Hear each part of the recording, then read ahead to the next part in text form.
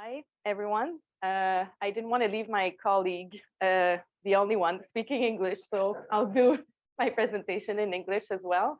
Uh, so my presentation, change of title, I've just recently defended my PhD under the supervision of Philippe Barré, who's right here. And I guess I wanted to play a little bit with my data and not just do like a regular presentation of my dissertation. I also asked to be put in this session, so I kind of adapted the content a little bit so it would fit more with my fellow colleagues.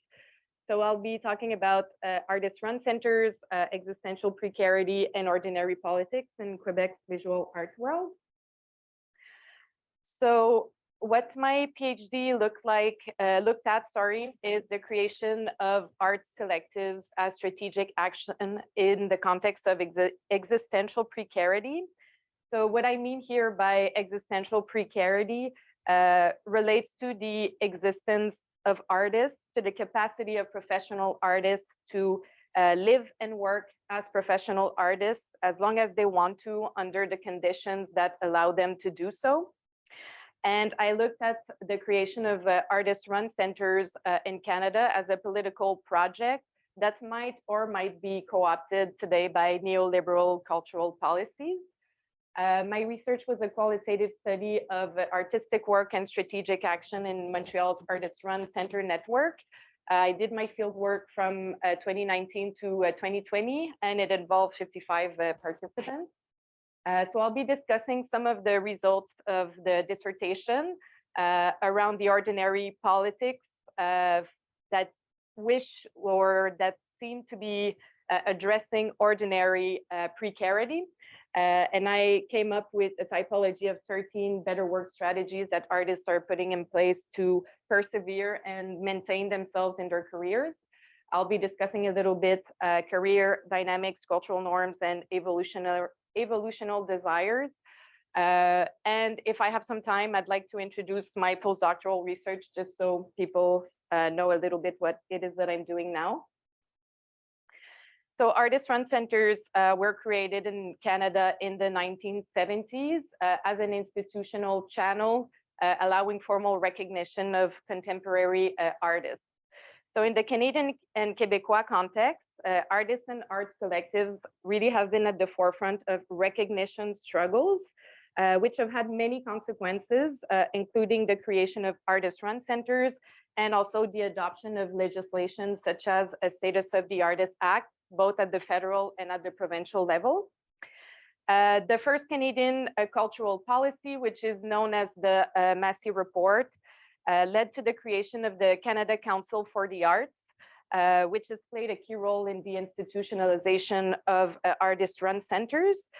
Today, artist-run centers are still highly dependent on public funding, and I do not mean this necessarily as a negative thing.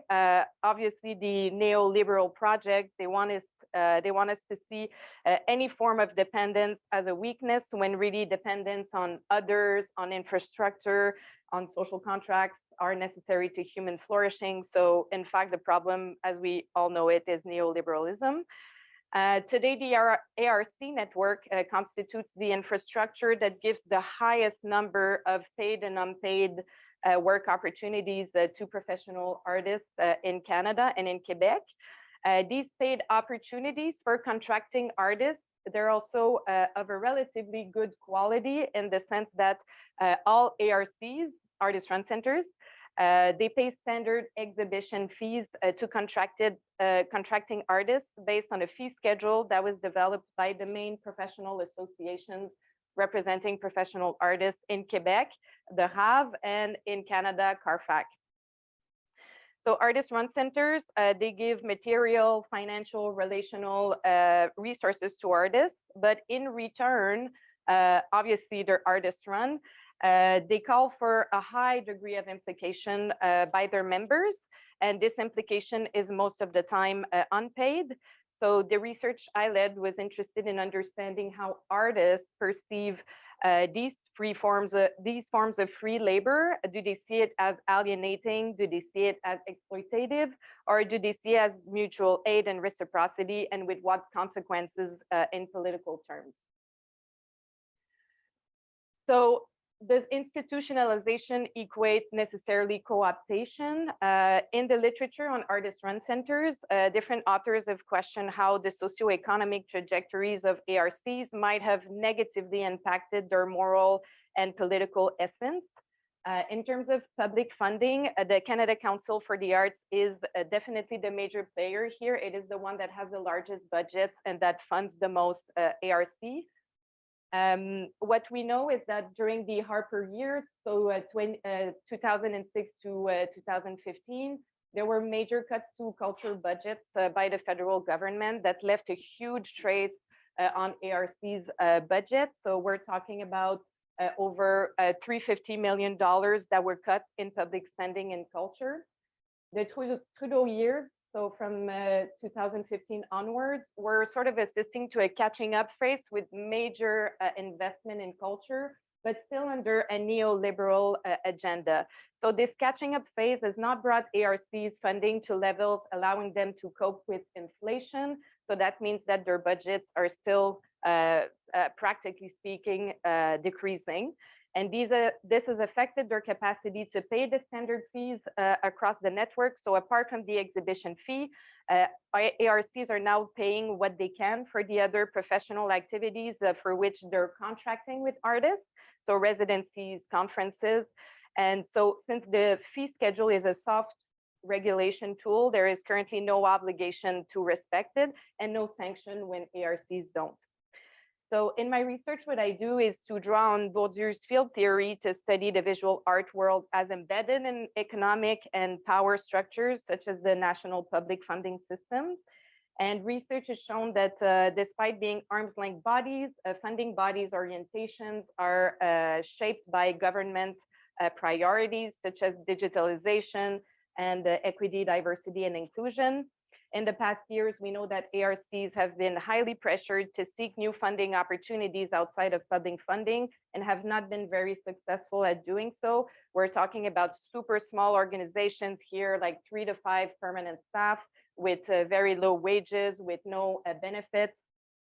So in this context, my research shows that a significant number of artists are starting to perceive ARCs as micro bureaucracy, which shapes the reason and the ways they want to engage with them. So as ARCs have also become gatekeepers because they're the ones giving the most paid opportunities for professional activities, artists' motivation to join them and to get involved in ARCs, they seem to be of an increasingly instrumental nature. So they're going to get involved for career progression or reputation dynamics.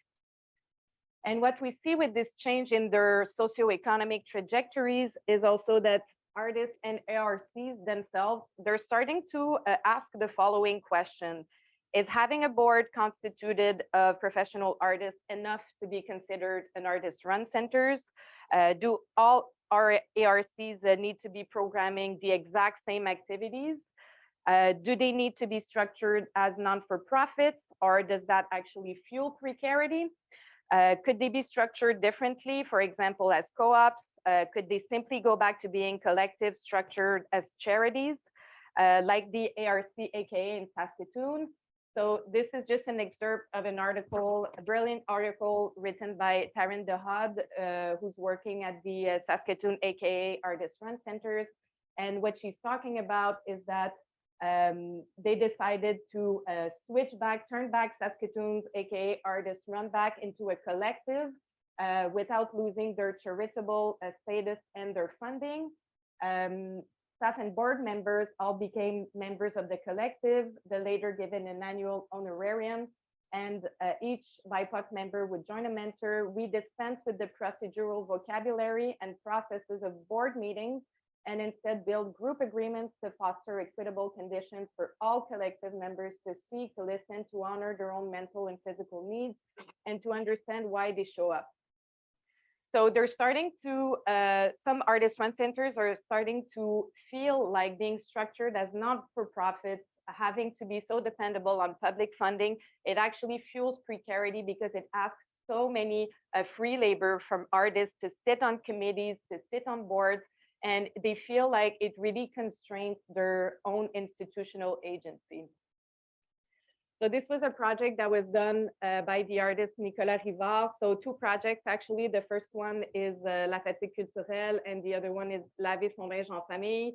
And so it really puts forward, it's a performative arts creation where he would go into artist-run centers across Quebec, and he would perform all these duties that are called for members to do, like cleaning, doing dangerous stuff for their health. And so he would just go there and do the stuff, and that was the performance.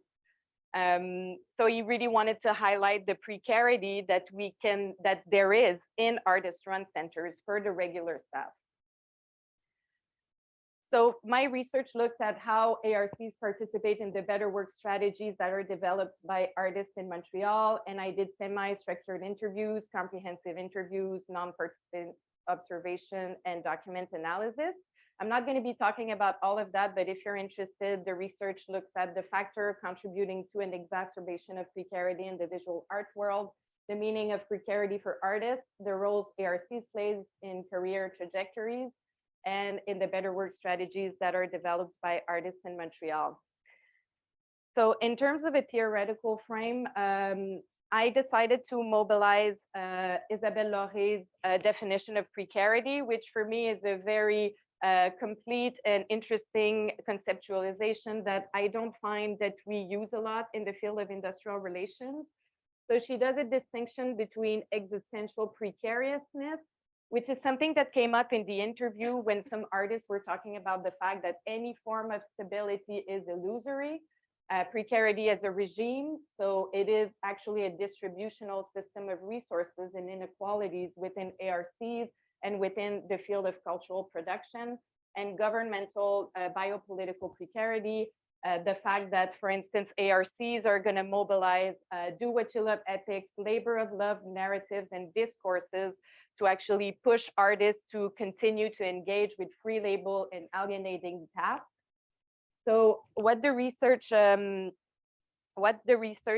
shows is that usually artists mobilize the two last dimension of precarity. For me, the most dangerous is if you mobilize only the first one, existential precariousness. It's the most dangerous position in terms of fighting for better work, because it's obviously limiting precarity to its existential nature. So it's a rationality that pushed artists to disengage actually with institutional strategies for better work and to concentrate on more ephemeral, more spontaneous and narrow-minded strategies. But what my research shows is that this position was actually a rare take on precarity. So despite causing precarity for certain artists at certain times, my research also shows that ARCs are developing their own better work strategies. They're experimenting with new forms of support, and they usually share their resources amongst those who share similar mandates or commitments. And this is particularly the case for social justice ARCs, which are more fully embedded within the new social movement. So in terms of ordinary politics, my research identifies 13 better work strategies that I've classified according to their logic. So in terms of subsistence, poly and slurry activity, gift economy, and exit, contention logic, voice concern, sensitization, we're talking about artivism, sharing information, putting together events, community contribution, creating new spaces and collectives, and discovery strategy. Mutual aid, creating communities of care, mobilization. We see unionizing strategies. We see joining advocacy groups around gentrification and artist studios, and entrepreneurship, creating new business models. ARCs, what we see is that ARCs are also participating in these strategies depending on their level of resources, financial, human, technical, their organizational and decision-making structures. Are they highly horizontal, democratic, and membership-based, or are they more traditionally structured in terms of organization of labor? It's more pyramidal, more vertical, and they don't have a membership base. It also depends upon the fit between the strategy and the regular programming. in the context where they have such limited resources, and the artist's desire to involve them in their better work strategy. And here we see that community building is really key. And I'll conclude with that, with no time to talk about my postdoc, but that's fine. What the research shows is that time has a huge effect on career trajectories and on better work strategies. So there is a concentration of institutional and financial resources for emerging artists. But as artists fall into new categories, such as mid-careers or senior artists, it becomes harder to access these resources, and that creates a vicious circle. So almost all artists wanting to have a career in the subsidized art world, such as the ARC networks, they eventually end up being pushed at the margin as newcomers enter the field. So we also see that the predispositions of artists change according to life stages. As you know, they want to buy a home, they want to have children, they become less and less inclined to play by the rules, and they become more open to experimenting with new ways of working and being, and with strategies and with new strategies, which includes actually being okay with selling their work outside of formal channels such as private galleries, commercial galleries. So artists do not simply reproduce strategies according to their habitus. It's actually more energetic than that, but it's also shaped by structural factors over which they seem to have kind of little power because of the weakness of their professional associations.